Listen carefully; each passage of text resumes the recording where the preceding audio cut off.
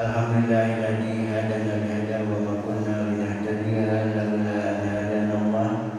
Asyhadu an la ilaha illallah wahdahu la syarika lah wa asyhadu anna Muhammadan abduhu wa rasuluh la nabiyya ba'dah. Allahumma shalli ala Muhammadin wa ala ali sayyidina Muhammad. Yang terhormat guru kita yaitu Bapak Ustaz Yusuf, yang kami hormati jamaah pengajian Masjid Al-Barakah. Sebelumnya mari kita panjatkan puji dan syukur kehadirat Allah Subhanahu wa taala karena atas limpahan rahmat dan karunia-Nya lah alhamdulillah pada malam hari ini kita masih tetap istiqomah untuk menjalankan kewajiban kita, yaitu melaksanakan pengajian pada maghrib. Salawat dan salam merupakan pada junjungan alam yaitu Habibana Muhammad sallallahu alaihi wasallam, pada keluarganya, para sahabatnya, para tabi'in serta umatnya sampai akhirnya. Sebelum memasuki pengajian, alangkah baiknya kita sama-sama membaca shalawat tasbih satu kali. Allahumma shalli ala sayyidina Muhammad wa asbil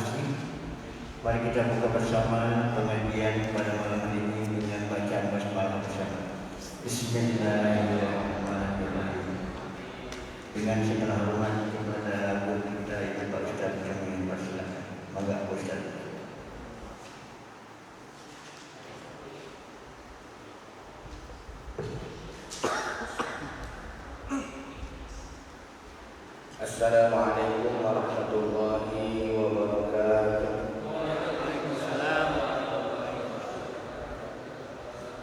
A'udzu billahi minasyaitonir rajim. Bismillahirrahmanirrahim.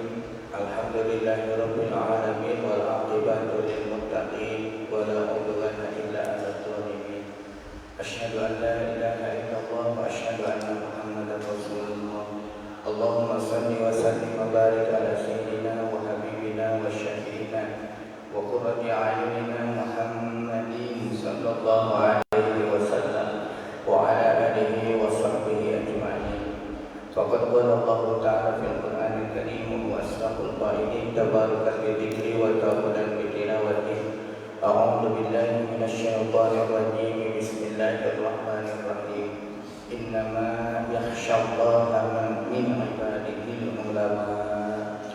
Wa qala Rasulullah sallallahu alaihi wasallam al-ulama warasatul anbiya wa qala ayatan aqdimul ulama fa innahum innallahi kurama'u mukramuna. Sadaqallahul aliyyul azim wa sadaqa rasuluhul habibul karim. Alhamdulillahi rabbil alamin. Allahumma arina al-haqqa haqqan warzuqna ittiba'ah wa arina al-batila batila warzuqna ijtinabah. Allahumma inna nas'aluka ilman nafi'an wa amalan mutaqabbalan wa rizqan halalan katsiran mubarakan. Allahumma yassir umurana ya Allah wa la tu'assir umurana ya Allah.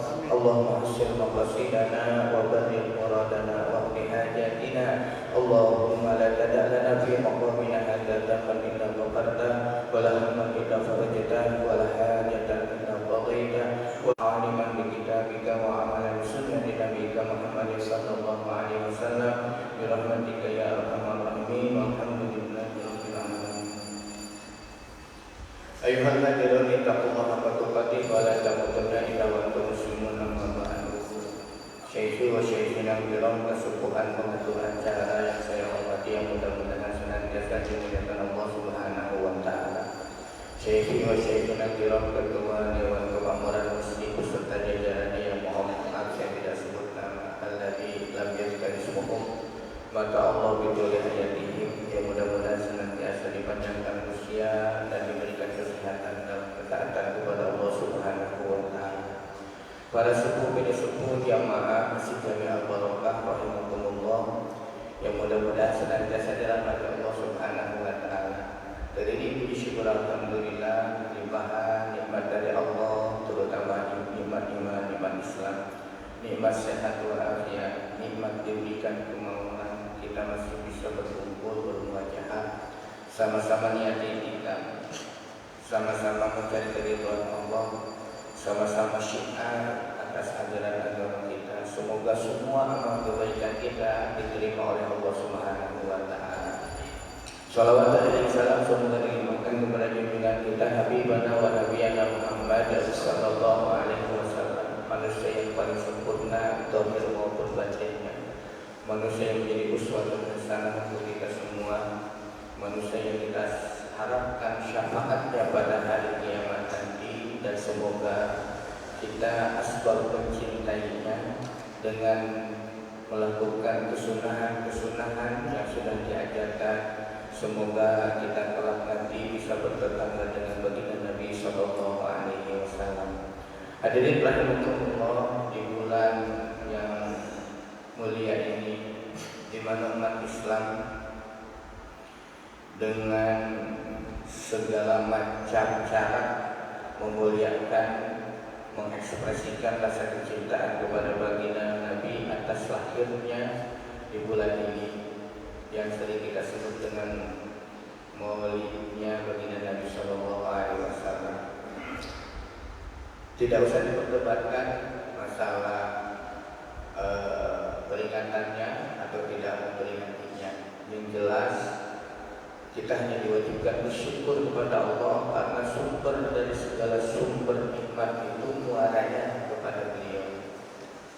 Jadi adanya kita, adanya yang lain, ya, kemudian Allah Maha Rahman Maha Rahim itu disenderkan kepada Nabi kita, Nabi akhir zaman, Nabi penutup para Nabi dan Rasul, yaitu Sayyidina wa Nabiyuna Muhammad sallallahu alaihi wasallam.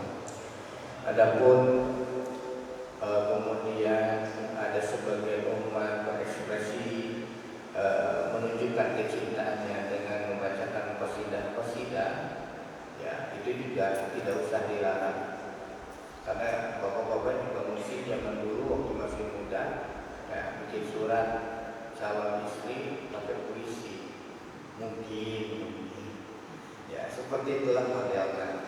Jadi ungkapan kecintaan. Dan hadirin rahimakumullah, kita juga harus pahami bahwa kecintaan kita kepada Nabi kita itu harus mengalahkan segala, mengalahkan kecintaan kita kepada istri kita, mengalahkan kecintaan kita kepada anak keturunan kita, mengalahkan kecintaan kita kepada harta, jabatan, dan lain sebagainya. Karena sempurnanya kecintaan orang yang beriman adalah saat kecintaan kepada baginda Nabi bisa mengalahkan itu semua. Maka baginda Nabi sallallahu alaihi wasallam memberikan seorang sudah membunga riwayat, ya, man ahabbani kana ma'i fil jannah. Barang siapa yang mencintaiku maka akan bersamaku di dalam surga. Cinta tidak setengah-setengah, Pak. Ya, bukan kalau kata anak muda sekarang cinta monyet satu bulan gitu. Ya, penuh dengan tipu daya. Ya, tapi cinta kepada baginda ini masya Allah. Ya, bagaimana kita mencintai baginda Nabi? Ada cirinya. Ada cirinya. Orang cinta kepada baginda Nabi itu secara umum, cinta kepada apapun ada cirinya. Sidqul mahabbah bisa sisi solid. Jadi orang yang mencintai sesuatu apapun itu, ya, maka cirinya ada 3. Ayah taruh kalam habibihi ala kalami ghairi. Yang pertama, dia akan senantiasa menunggu ucapan orang yang dicintainya daripada orang yang tidak dicintainya. Bapak lebih memilih orang yang dipercaya ucapannya daripada orang yang tidak dipercaya. Kita lebih memilih teman yang kita akui kejujurannya dibandingkan orang yang tidak jujur, kan itu. Seseorang pun akan memilih perkataan orang yang dicintainya dibandingkan dengan orang yang tidak dicintai. Maka baginda Nabi Shallallahu Alaihi Wasallam punya sunnah. Ada sunnah qauli, ada sunnah fi'li, ada sunnah takriri. Ada yang diucapkan, ada yang dilakukan, ada bentuk persetujuan tapi tidak diucapkan dan tidak dilakukan. Mana di antaranya sunnahnya baginda Nabi? Di antaranya kalau ucapan senantiasa zikir, yaitu subhanallah, alhamdulillah, Allahu akbar, la ilaha illallah, ya, dan lain sebagainya. Kemudian juga baginda Nabi anjurkan untuk membaca sholawat. Sampai-sampai sholawat ini saking istimewanya dikhususkan di dalam Al-Quran dan sangat-sangat kita hafal karena sering diulang-ulang. Innallaha wa malaikatahu yusholluna 'alan ya ayyuhalladzina amanu shallu 'alaihi wa sallimu taslima. Ayat jelas, maka tidak usah berdebat. Misalkan ada yang mau baca sholawat pakai sayyidina atau tidak pakai sayyidina, sudah yang penting baca sholawat. Ada yang tidak mau baca sholawat kecuali cuma ditahiyat, nggak apa-apa, silahkan, yang penting baca sholawat. Tapi yang jelas, man ahabba syai'an aktsara dzikruhu, kata baginda Rasul, barang siapa orang yang mencintai sesuatu, yang menyukai sesuatu, biasanya dia akan sering-sering menyebutnya. Ya, ayam beli Innova baru, itu misalnya, atau ingin punya Fortuner, ayo dia ngobrol sama istri Fortuner deh, segitunya keinginan. Nah, kalau kita cinta sama baginda Nabi juga sering-sering kita mengucapkan sholawat, baca sholawat. Dan sholawat ini tidak ada halangan, mau punya wudu, tidak punya wudu. Kalau buat wanita mau sedang halangan atau tidak sedang halangan, itu dianjurkan sholawat. Nah, dan masya Allah, satu sholawat dibalas 10 kali oleh Allah, 10 kali sholawat dibalas 100 kali oleh Allah, 100 kali sholawat apa yang menjadi hajat kita dikabul Allah Subhanahu wa Ta'ala. Masya Allah.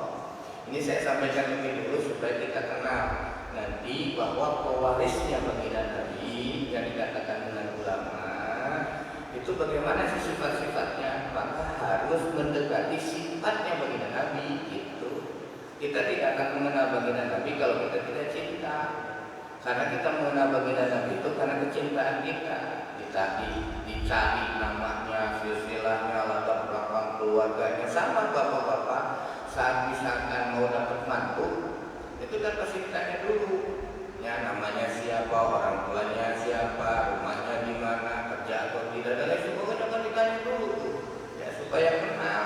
Nah, kita juga kalau ingin dekat dengan baginda Nabi ya kenalan. Untung di masjid ini ada taklim sirrah nabawiyah. Insyaallah itu Pak jangan ditinggalkan supaya kita kenal bagaimana sifat-sifatnya, sepak terjangnya baginda Nabi Shallallahu Alaihi Wasallam. Jadi yang pertama kita lebih memilih ucapan baginda Nabi dibanding dengan yang lain. Yang kedua ayat taruh majalis habibi ala ghairi majalis ghairi, memilih tempat yang biasa disukai baginda Nabi dulu yang dibandingkan dengan tempat-tempat duduk yang tidak disukai. Baginda Nabi itu senang duduknya bareng sahabat ngariung, itu ngariung, bukan di warkop, bari ngopi. Ya, nanti tempat-tempat seperti itu Pak, baginda Nabi biasanya memang iktikaf di masjid. Maka kita pun mencoba membiasakan diri demi kecintaan kita iktikaf di masjid minimal dari maghrib sampai isya. Itu ya. Kemudian di mana lagi tempatnya Rasul kalau senang duduk, baginda Nabi itu lebih senang duduk ma'al fuqara'i wal masyakin. Duduknya baginda Nabi biasanya lebih senang beserta fakir miskin. Itu nah kita rata-rata kalau sudah diundang orang-orang miskin mikir-mikir, datang pulang, mana jalan sempit, asal motor-motor ancam, becek, segala macam alasan dulu, ya. Tapi saat diundang oleh orang kaya, ya, tempatnya di villa, tempatnya di hotel dan lain sebagainya, wah kita sudah persiapan jauh-jauh hari, sampai-sampai sekeluarga itu ingin baju kapelan, sebenarnya, ya satu keluarga sama semua warnanya. Bukankah boleh, tapi Rasul itu lebih senang duduknya beserta fakir miskin. Kita lebih bangga kalau sudah duduk sama pejabat, asal jadi pejabat begitu. Kita lebih senang duduk bareng dengan orang kaya, karena seolah-olah kita pun termasuk orang kaya, masya Allah. Tapi bagi Nabi tidak.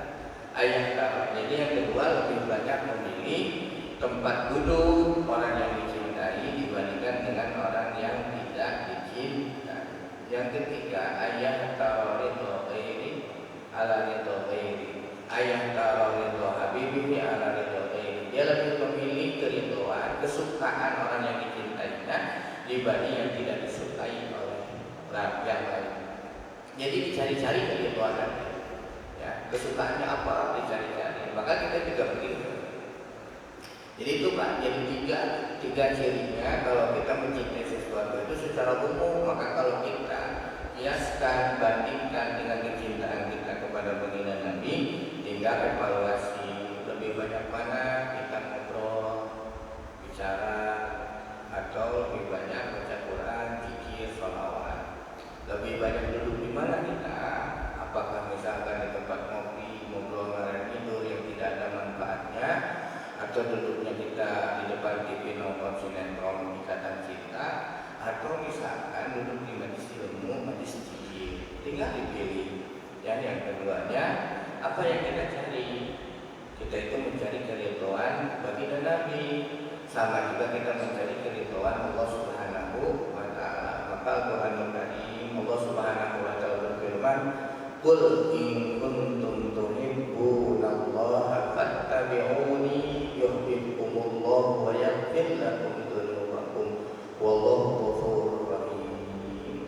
Katakanlah Muhammad, kalau kalian mencintaiku, mencintai Allah, fattabi'uni, ikuti aku.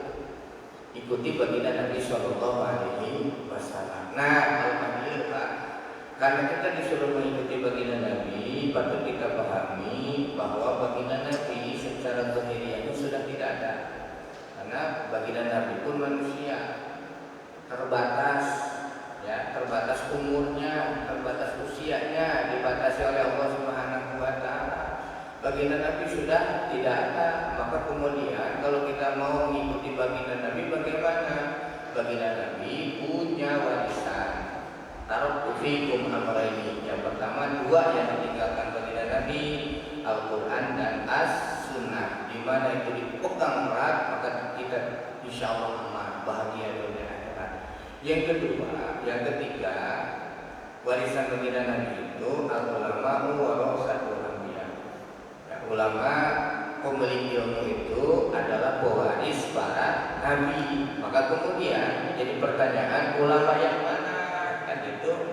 Ulama mana yang kemudian menjadi pewarisnya baginda Nabi? Allah Subhanahu wa taala di dalam surat Fatir ayat 28 sudah menyampaikan, ya, di antaranya a'udzubillahi minasyaitonir rajim, innama yakhsyallaha min ibadihil ulama wallahu a'lam bihaqiqatil muradi. Sesungguhnya orang-orang yang takut kepada Allah, khasyah, takut kepada Allah daripada hamba-hambaku adalah alim ulama. Berarti ulama yang akan kita ikuti, ulama yang akan kita jadikan panutan adalah ulama yang khasyallah, takut kepada Allah Subhanahu wa taala. Oh, kalau begitu, kalau Al-Qur'an menyampaikan begitu, ada ulama yang tidak takut kepada Allah? Ada. Walaupun dia punya ilmu, ya, walaupun ilmunya banyak, tapi ilmunya hanya dijadikan alas semata. Ya, makanya sangat-sangat dicela oleh Allah Subhanahu wa taala orang-orang yang menjual menjual ayat-ayat Allah dengan harga yang tidak seberapa. Hadirin rahimakumullah.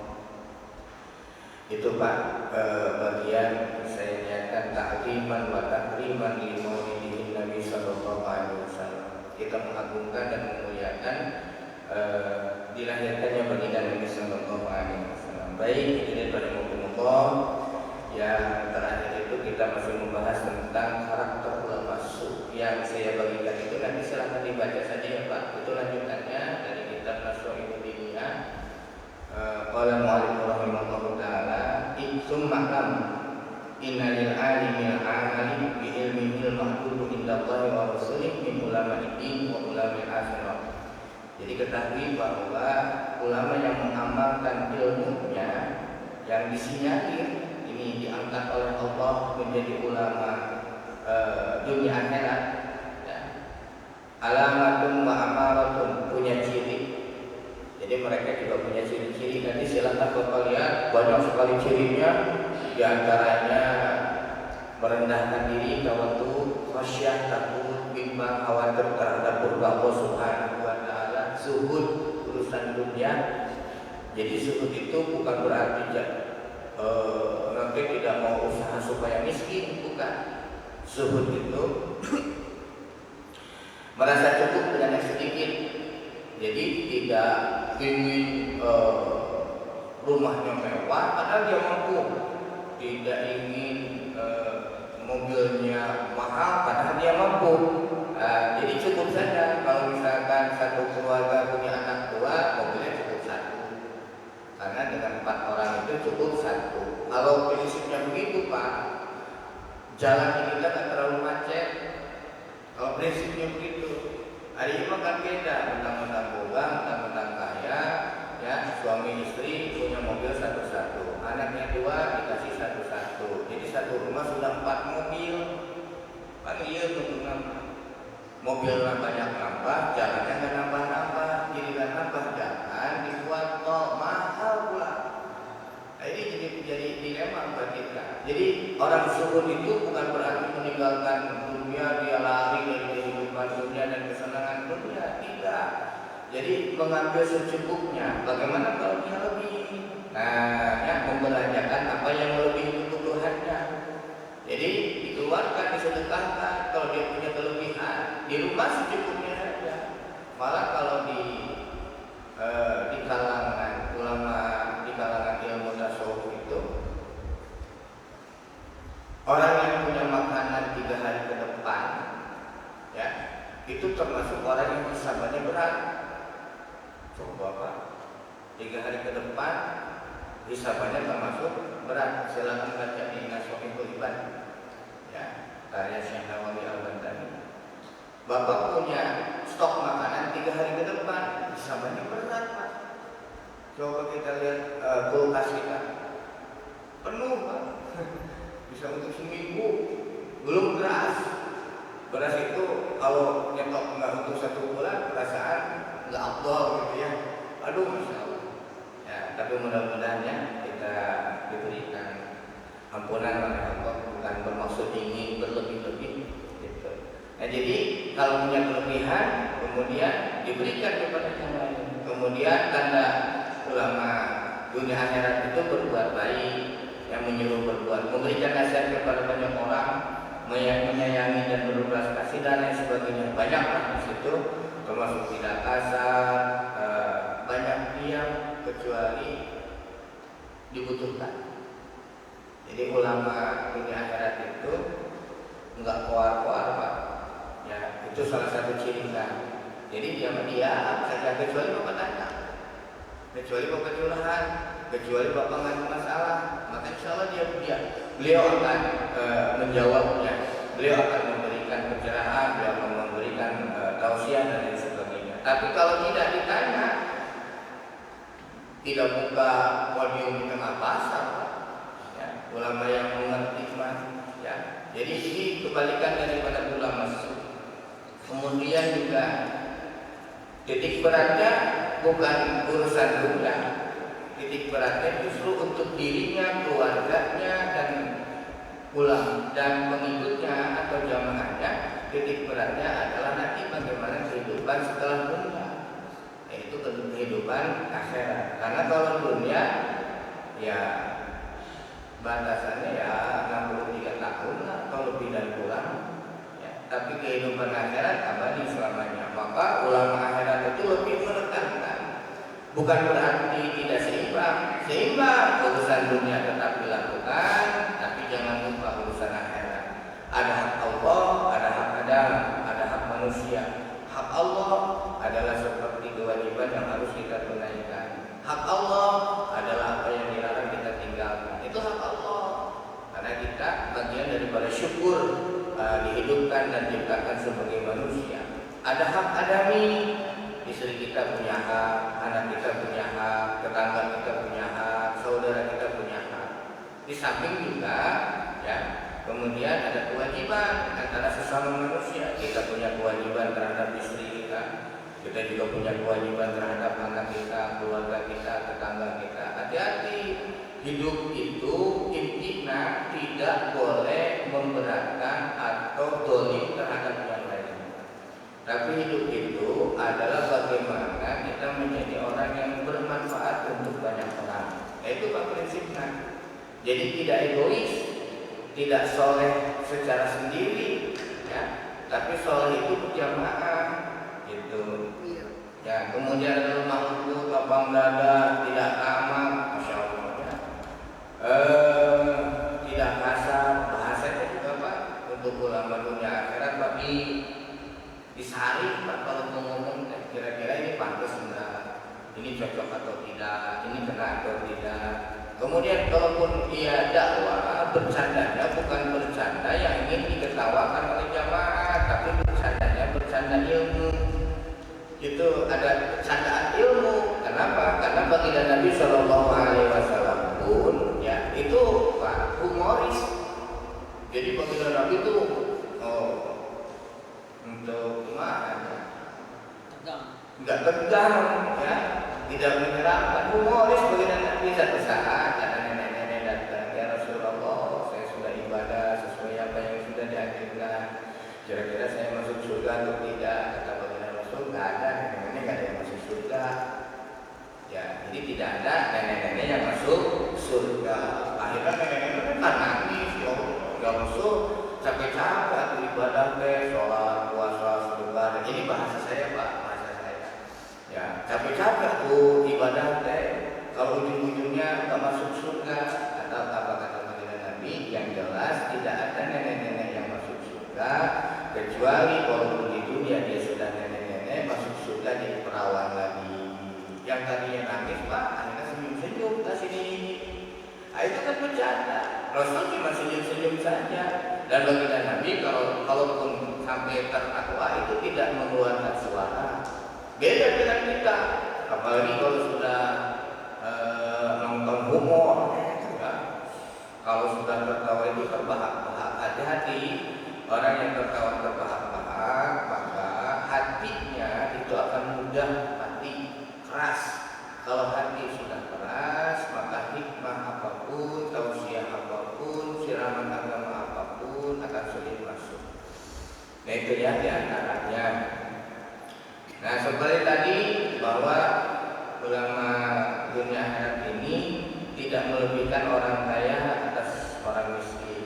Sebagaimana baginda Nabi mengajarkannya.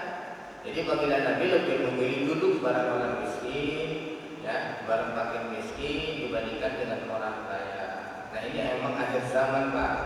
Memang akhir zaman lebih banyak memilih duduk dengan orang kaya. Ya, kalimat selanjutnya tidak selalu menghadap pemerintah.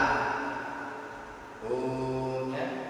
Tidak selalu menghadap pemerintah. Ini ulama yang menjaga marwah, ya, yang menjaga kehormatan ulama, tidak menjilat pemerintah, tidak menengadahkan tangan ke pemerintah. Malah ulama yang kategori warasatul anbiya ini adalah ulama yang berani memberi masukan, kritik, saran kepada pemerintah supaya lebih baik. Itu Pak. Sudah pikirannya nggak usah kemana-mana, giliran ngelitik di penjara, giliran ngelitik ditewa, udah Pak itu mau umum. Ya. Tapi yang jelas, ya ulama yang akan selamat baik di dunia maupun di akhirat itu adalah ulama ya, yang tidak mendekati pemerintah, ulama-ulama yang pemerintah. Makanya bukan di negara kita sudah alhamdulillah Pak. Ada MUI, Majelis Ulama Indonesia. MUI itu bukan dari bagian pemerintahan, bukan kan? Dia penyeimbang, dia pemberi saran, dia memberikan pandangan. Kenapa ada MUI? Karena mayoritas di Indonesia ini banyak umat Islam. Jangan sampai ada aturan-aturan pemerintah yang kemudian tidak sesuai dengan aspirasi mayoritas penduduk Indonesia. Maka kemudian terkadang pemerintah meminta fatwa. Adapun di MUI ini bukan hanya satu golongan, semua golongan ditampung. Ya, ada Muhammadiyah, ada NU, ada Basir, ada Al-Wasilah, dan lain sebagainya. Di situ mereka nanti akan bermusyawarah, bermuzakarah apabila dimintai fatwa oleh pemerintah. Tidak dimintai fatwa pun, MUI punya kewenangan untuk mengeluarkan fatwa. Itu entah itu fatwa halal, fatwa seperti kemarin yang ramai, ya, akad nikah 2 kali. Itu mah bukan perkara baru Pak. Ya. Nah ini fungsinya ulama. Ulama itu penyeimbang. Jangan masuk ke tatanan pemerintahan. Bagaimana mau jadi penyeimbang? Itu maka wanti-wanti bagi Nabi Sallallahu Alaihi Wasallam tentang bagaimana posisi ulama. Jaga marwah ulama. Insyaallah. Ya. Kemudian tidak berdiam diri terhadap kelakuan munkar bila berpuasa, bila berpuasa. Nah, karena memang agama sudah memprediksi nanti di akhir zaman ada ulama-ulama yang akan masuk ke pemerintahan. Tapi kan tipikalnya ada 2. Ulama yang masuk ke pemerintah itu tipikalnya ada 2. Ada yang satu memang diminta karena faktor kesolehan, faktor keilmuan, faktor dan lain sebagainya. Ya, ada yang meminta. Nah ini beda, ya, antara yang minta dan yang diminta. Maka yang selamat itu yang diminta. Entah itu jadi hakim agung, entah itu jadi apalah terserah. Ya, dari kalangan ulama. Kalau diminta dan secara kapasitasnya mampu, maka boleh. Tapi kalau meminta, Masya Allah, yang tadinya sejajar antara ulama dan umaro, maka kemudian nanti umaronya lebih tinggi posisinya. Ini yang paling bahaya, sudah tidak seimbang.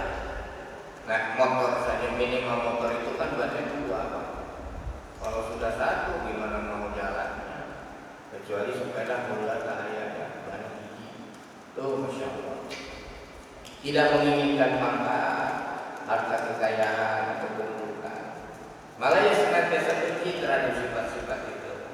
Insyaallah. Hadirin rahimakumullah. Jadi ngerinya Pak. Maka agama ini memang sudah memberikan jalan keluar Pak. Justru semuanya sudah diberikan jalan keluar, semuanya masih ada jawaban.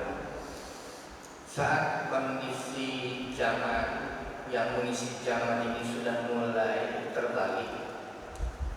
Ya. Dulu orang ingin jadi ulama, sekarang lebih cenderung ingin jadi umara. Yang tadinya di kalangan ulama juga geser bangku ke umara. Dan kadang-kadang kalau sudah dikasih jabatannya nggak cocok Pak. Ya, misalkan ulama punya pesantren, ilmu keagamaannya tinggi, saat diberikan jabatan untuk mengelola misalkan pabrik sepeda itu, ya, jadi direktur utama pabrik sepeda, kan nggak nyambung Pak, gitu ya. Tapi tetap diterima. Itu Pak, kalau sudah akhir zamannya seperti itulah. Maka bagaimana cara amannya kalau kita tahu misalkan si mengatakan ulama ini yang disampaikannya benar, yang disampaikannya sesuai Quran Sunnah, sesuai dengan ijma qiyas ulama, sesuai dengan syariat, sesuai dengan aturan agama, tapi ada kelakuannya yang tidak sesuai, maka sudah diwanti-wanti oleh baginda Nabi, undur maqala wala tandur maqala. Lihat apa yang diucapkan, baik ambil, tidak usah lihat orang yang mengucapkan. Itu ya sederhana aja Pak. Jadi jangan sampai ada gesekan, ada kontra, apalagi sesama umat Islam. Saya sudah sampaikan di minggu kemarin bahwa yang paling utama ini adalah ukhuwah. Ini yang paling penting. Ya, kalau mendapatkan kasus seperti itu, tinggal kita mengambil posisi mau seperti apa. Ya, diambil omongannya yang baik-baik. Adapun perilakunya yang buruk yang kita anggap tidak sesuai dengan ajaran agama, ya sudah tinggalkan. Gitu. Hadirin rahimakumullah. Nah, ini idealnya Pak, idealnya ulama itu digambarkannya seperti tadi. Dari mulai tawadhunya, takut bimbang, khawatir terhadap Allah, sampai-sampai kalau malam hari ulama-ulama sholihin, ulama-ulama dunia akhirat menggunakan malam itu untuk menangis kepada Allah. Ya. Di salah satu pada malamnya mereka nangis kepada Allah. Zuhud terhadap dunia, ya, kemudian sayang terhadap jamaah, ya, tidak membentak-bentak, tidak meminta, tapi mengarahkan, membimbing. Maka kemudian kita kenal dengan siri asa, siri asu, siri asi. Ini Pak sebetulnya konsepnya diambil, ya. Kalau mau dibandingkan dengan budaya kita, itu siri asa, siri asi, siri asu. Jadi saling melengkapi. Idealnya seperti itu. Jangan berharap ulama saja yang punya sifat-sifat begitu. Umatnya pun ya, hari ulama nuntut, ya, hari risot sendiri nggak nuntut, salah. Umatnya pun seyogyanya seperti itu. Jadi kesimpulannya bahwa sifat para ulama akhirat itu senantiasa menempati sifat-sifat yang dianjurkan oleh ilmu pengetahuan dan ditunjukkan oleh alat yang terpuji dan amalan soleh, seraya menjauhkan diri dari apa yang dicegah oleh ilmu pengetahuan seperti alat yang keji dan segala amalan yang tidak diridhai Allah dan Rasulnya. Maka untuk ulama-ulama seperti ini, baginda Nabi Shallallahu Alaihi Wasallam menganjurkan melalui hadisnya akrimul ulama fa innahum indallahi kurama'u mukramun. Muliakan oleh kalian ulama-ulama, karena sesungguhnya ulama-ulama yang punya sifat-sifat yang tadi adalah dimuliakan oleh Allah, ya. Mereka mulia di sisi Allah dan dimuliakan oleh Allah dan para malaikat. Tinggal kita nanti memilah dan memilih, ya. Tinggal kita memilah dan memilih. Nanti ini silakan difotokopi. Kemarin itu menjual ilmu kepada penguasa, menukar kebodohan sebagai ilmu, membunuh harta dan tahta, di antara dari berbagai sumber tentang karakteristik ulama sufi. Ada 2 lembar. Nah, kemudian juga ada ulama yang sombong dengan pengikutnya. Jadi kalau dia ngaji itu nggak mau kalau 1 orang 2 orang, inginnya ratusan ribuan. Dan kemudian dia proklamirkan diri bahwa jamaah saya banyak dari ujung Indonesia bagian timur sampai ujung Indonesia bagian barat, atau dari Sabang sampai Merauke. Itu jamaah saya semua. Aduh, hadirin rahimakumullah. Ini ngeri Pak kalau sudah proklamir begitu. Ya, jadi nanti ujung-ujungnya orang yang sombong dengan jumlah jamaah itu bisa memproklamirkan diri sebagai nabi. Bahaya. Setan itu sangat mudah Pak. Ya, setan ini sangat mudah untuk menggoda manusia. Pintar setan. Ya iyalah, pintar, orang hidupnya juga lama tuh. Sebelum manusia diciptakan dia sudah ada.